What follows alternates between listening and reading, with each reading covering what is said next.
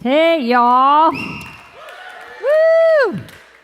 My name is Arlene. I'm a Christian in recovery from drugs and alcohol and codependency.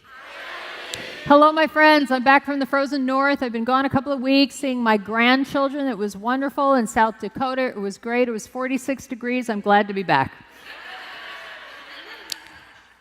My sobriety date from drugs and alcohol is November 27, 1985. My recovery from codependency began around 10 years later in 1995, and then I quit smoking in around 2000. I have discovered recovery to be a process. It's a peeling back of the onion layers of all of my addictions and afflictions and compulsive behaviors. Each day, every single day, that I open my eyes in the morning is another day that God reveals more and more to me about my recovery, about Him, about me, about other people, about everything. You know, it's been a lot of years since I started on this journey, and I have not reached the finish line yet. Say, yeah. Woo! So if you're new here today, and if you're arriving here with like just a load of pain and chaos and problems, piled as high as your head that seem to have no answers for you today, I just want to give you these words of promise. I promise you that if you work the 12 steps of recovery and travel the well-worn road of recovery, if you follow the well-worn recovery road that we have followed, and if you don't try to follow your own recovery GPS, your own idea of where to go with your recovery, if you follow the well-worn road, I promise you your life will get better. You will recover. You will. The problems you're experiencing now will either go away or change in a way that they no longer cause you agony. And that's the good news tonight. That's good news. Even if you failed time and time again and you're saying, no, I have failed too many times, this is not going to work for me. If you follow the well-worn road of recovery, you really can and will recover one day at a time, I promise you. And that's the key. It's one day at a time. The recovery journey that we walk together continues every single day. It's one day at a time today, and then it's one day at a time tomorrow, and it's one day at a time the day after that, and the day after that, and the day after that. The recovery journey that we travel together continues every single day. Recovery is a lifelong process. It's a way of life. It's not just a program to do and get finished with. Because you never finish. I'm not finished. God's not finished with me. You never finish growing and stretching and changing in recovery. No matter what issue that you are suffering from right now, no matter what has you beat, whether it's food or codependency or drugs or anger or whatever it is, anything else, the big book of Alcoholics Anonymous says it best for you and for me. It's on the screen. Read it with me. Rarely have we seen a person fail who has thoroughly, wait a minute, stop. Who has what? Thoroughly followed our path. Those who do not recover are people who cannot or will not completely, wait a minute, what's that word? Completely give themselves to this simple program. See those two words, thoroughly and completely? This is good news, friends, because there's hope for you and me. Completely and thoroughly give yourself here and now the permission and use your will along the line of saying, yes, I will work the program of recovery completely and thoroughly. And then we'll walk this journey together one day at a time, and we will recover together. Be willing to cast aside all of your old attitudes, all of your old ideas about just about everything, and step into an entirely new way of life. And we'll go there together. Here on Friday night at Celebrate Recovery, we learn about the 12 steps of recovery. We go through about a step a month. It doesn't mean we're working the steps here. What we're doing is we're immersing ourselves into it. We're understanding how the steps work. Steps, we work with our sponsor in a lot of different recovery communities. That's how we work our steps. But here we look at the steps, and tonight we're going to look at step 11, which is all about growing in our relationship with God. We read it already. Chris and Champ did a great job of it, but let's read it again with the Bible verse that follows. It's on the screen. Go. We sought through prayer and meditation to improve our conscious contact with God, praying only for the knowledge of His will for us and the power to carry that out. Let the word of Christ dwell in you richly. Colossians 3:16. So this concept of one day at a time, every single day, the dailiness of recovery that I've been talking about, also applies to our relationship with God. And this talk tonight is going to be about that.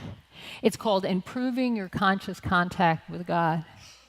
When we decide that we're sick and tired of being sick and tired, and we turn towards a recovery life, whether it be in Alcoholics Anonymous or Al-Anon or CODA or CA or NA or Sex Addicts Anonymous, Gamblers Anonymous, so many A's, right? Or Celebrate Recovery or any other Christian recovery program, whatever it is, we quickly become aware, when we look at the steps, that God's going to play a big part in this journey.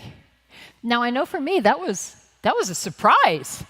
That was a little surprising and perplexing at first to me when I came in the program, because I really had never considered God. I really didn't think I needed God for anything. I had never thought about Him. I never really considered God when I was drinking and using and running around with men, the three of my favorite things, which tended to get me in trouble all of the time.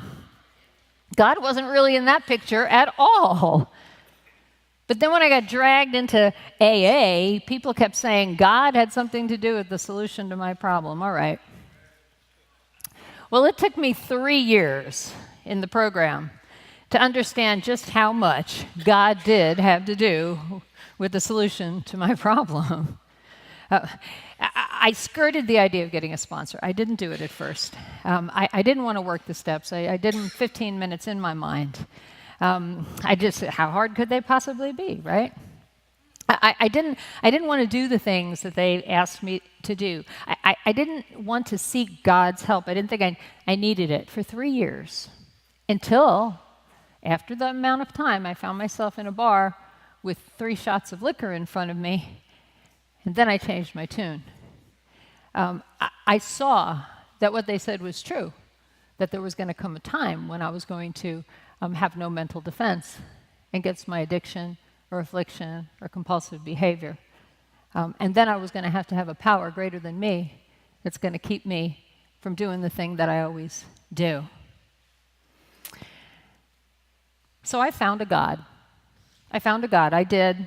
They said, you can choose one, you can make one up. So I did. I chose one. I took a little bit of that, a little bit of this, put it all together. I just made up a God.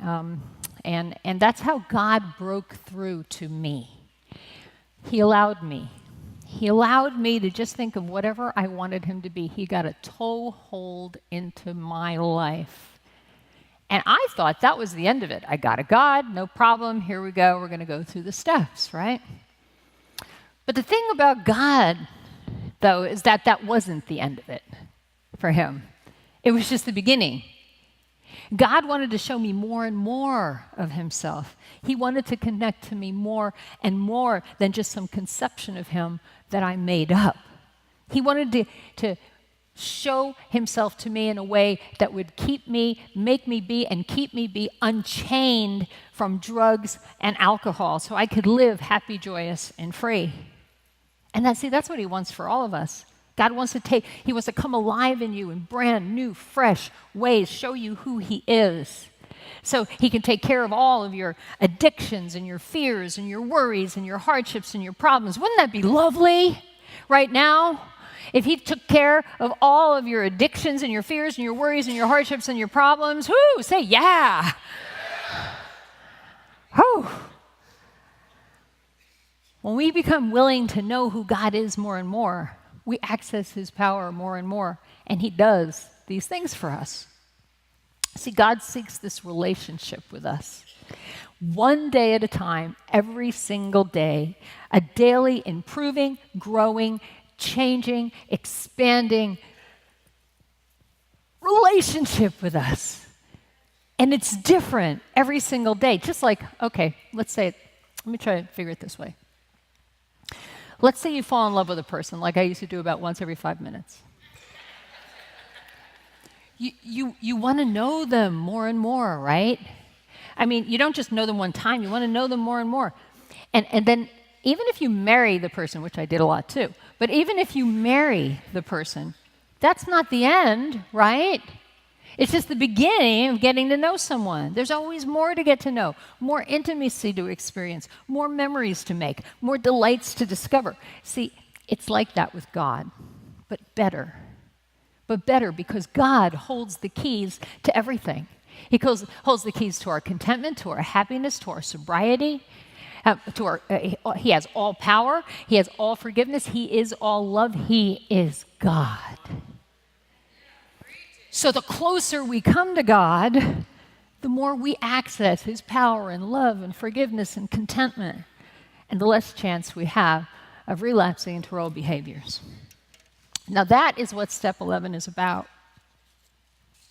So tonight what I want to do is I want to lead us through an experience that might be different than anything you've ever done before. I know it's different than anything we've ever done here. Because step 11 talks about seeking to improve our conscious contact with God through prayer and meditation. And in their simplest forms, their simplest definitions, prayer means talking to God, and meditation means listening to God. That's the simplest definitions of them. Both of these are important. If you think about it, in a relationship, both of these are important, right? I mean, let's say you call someone on your cell phone and you say hello and you do all the talking. Hello, it's Arlene, blah, blah, blah, blah, blah, blah, blah, blah, blah, blah, blah, blah, blah, blah, blah, blah, blah, blah, goodbye, click. Not much of a connection, is it? Right? And then let's say all you do is listen. Is that a connection? My husband once said that he had a best friend. I remember this. Who he realized wasn't much of a friend when he realized that every time they got together, Chris never got a word in edgewise. All the guy did was talk about himself. Chris just listened and listened and listened and listened. So just listening isn't much of a conversation either, right? If it's all talking or all listening. Getting to know one another means talking and listening. That's what prayer and meditation is about with God. But that's still not the whole of it. This is still not the whole of it, because in step 11, we are not just talking and listening to him about anything we feel like. Okay, because you can talk to people and listen to people about all kinds of different things and have it have no meaning whatsoever, right? And my husband and I, we've been working on having these meaningful conversations about our marriage, right? Because too often we discover that what we do, we can go a long time where we just like see each other. We can talk a lot. We ramble on and on about nothing. What's on TV, what we saw on Facebook, what this one said or did, what we got annoyed about at work, while our marriage flounders for lack of focus around the important things. Can anybody relate? It's the same with God. We can ramble on and on and on about a lot of things to God, when what we really need to be chatting with him about is what his will is for us in every aspect of our lives, in our work, in our play, in our relationships, in our recovery, in our pleasures, in our thought life, in our emotional life, in our ministry life, every aspect of our life, what he would have us do, and then asking him to give us the power to do and be those things. So today, keeping that in mind, I want us to try an experiment. I want to help you to see that prayer and meditation doesn't have to be some mysterious thing. It's something that you can do in 5 or 10 minutes. Connecting to God and listening to him about your relationship with him is easy. You can do it anywhere. Now, there are lots and lots of prayers to pray. I mean, we use Google for a lot of things. You can use Google. Good prayers, good recovery prayers. Pray them. This is good. Okay, talk to God. Please, pray good prayers. But today we're going to do a meditation experience. Okay, and it's one of my favorites. I want to lead you through, and if you're willing, it's a little different than we do, to say yeah. All right, I didn't believe you.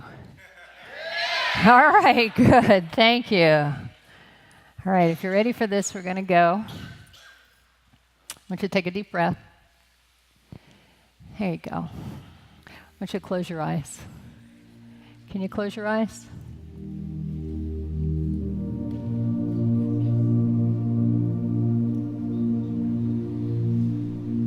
I'm going to speak a prayer.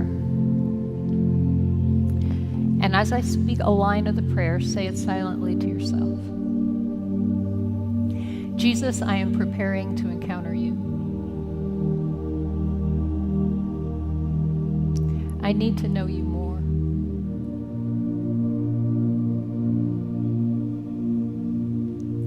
Jesus, I'm preparing to encounter you.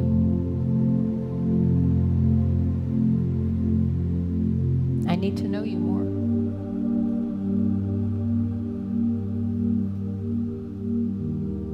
Now I want you to be aware of your body right now. Think of your body. Where is there tension in your body? Let that tension just flow right out of you right now.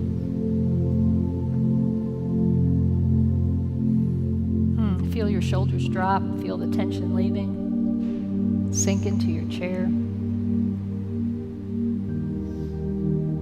Let your mind slow down. Like a whirling top, slowing and slowing. Feel it slowing down.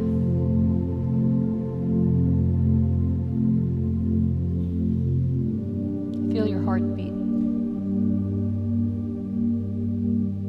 Become aware of your breathing. The air comes in and it goes out.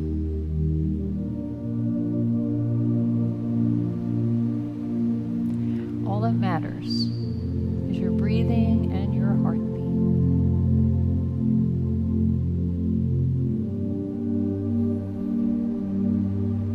Now imagine yourself in the place that brings you the most peace. Where is that? Where do you find peace?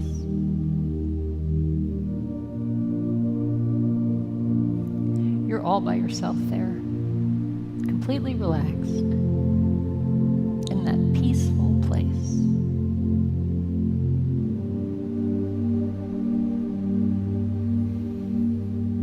Look around. What do you see?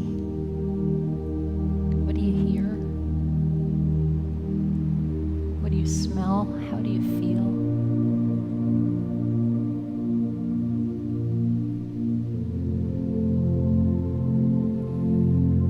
Now pray to yourself, Jesus, I am ready to encounter you. I want to know you more.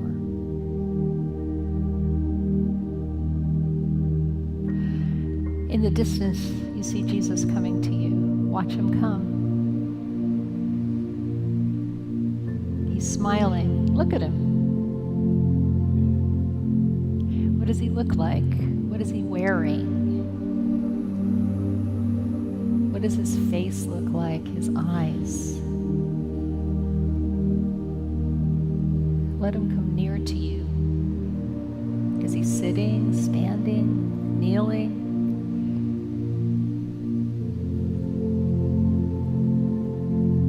Look at each other. How do you feel?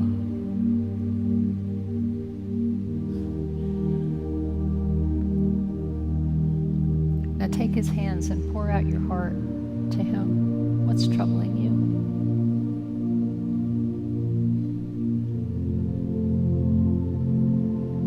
Watch his eyes as he listens to you.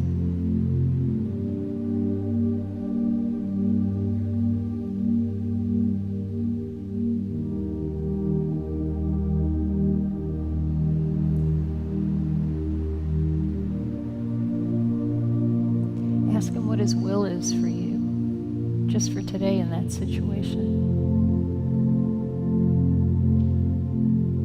Jesus, what's your will for me?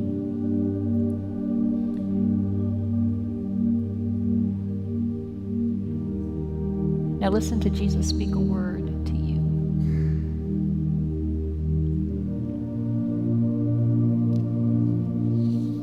Hear him speak to you.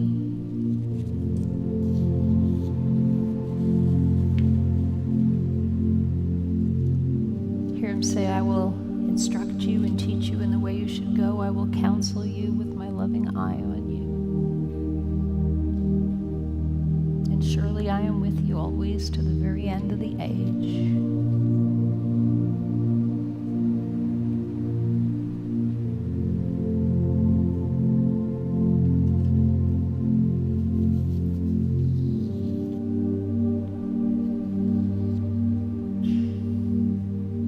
Give Jesus a hug, because it's time to leave way too quick. Tell Jesus, thank you for being with me today. Thank you for guiding me today. Thank you for loving me today.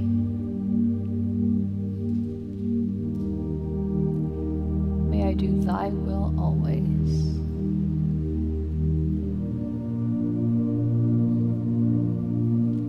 But now your peaceful place fades away. You're sad to go, but you'll be back. You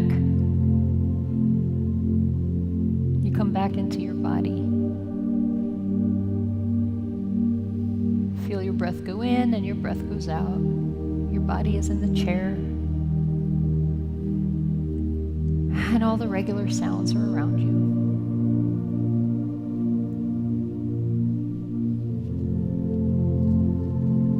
Time to open your eyes. I would like you to grab a pen and spend the next few moments writing on your handout what you said to Jesus and what you heard him say to you. Spend a few moments doing that, please.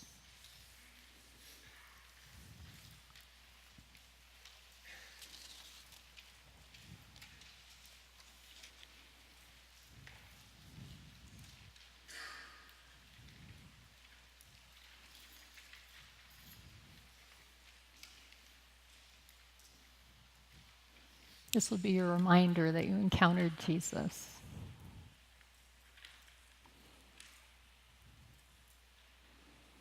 While you're doing that, I invite the band to come up.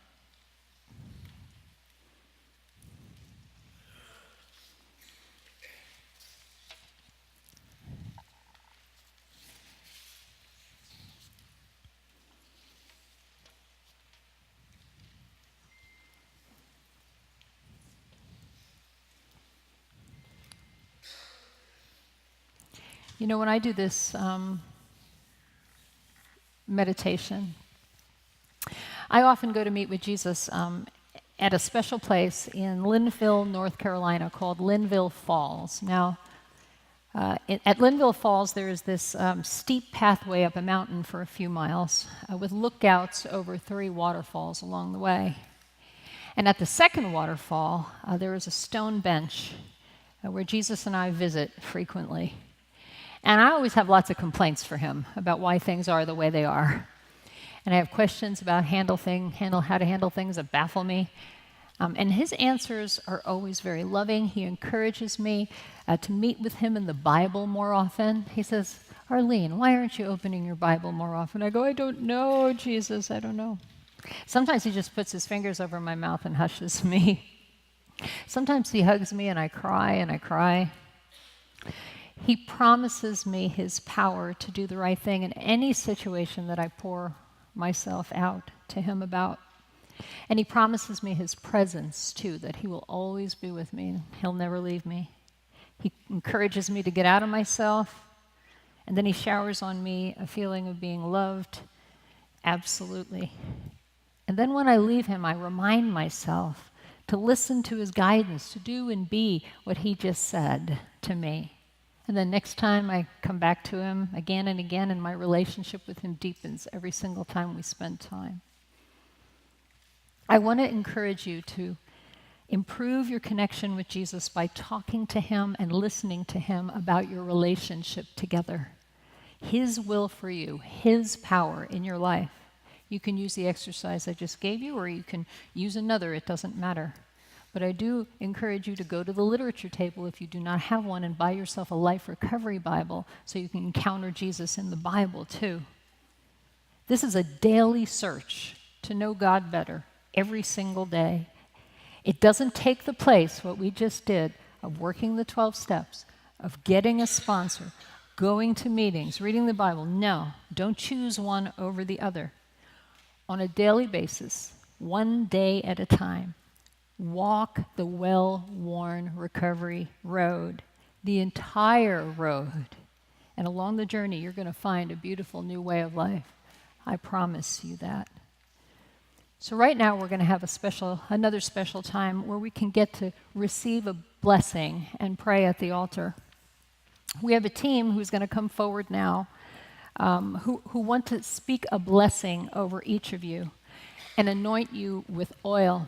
Now, oil in the Bible represents healing. When somebody gets anointed with oil, it represents a healing that you need in your life. So the anointers are getting into place.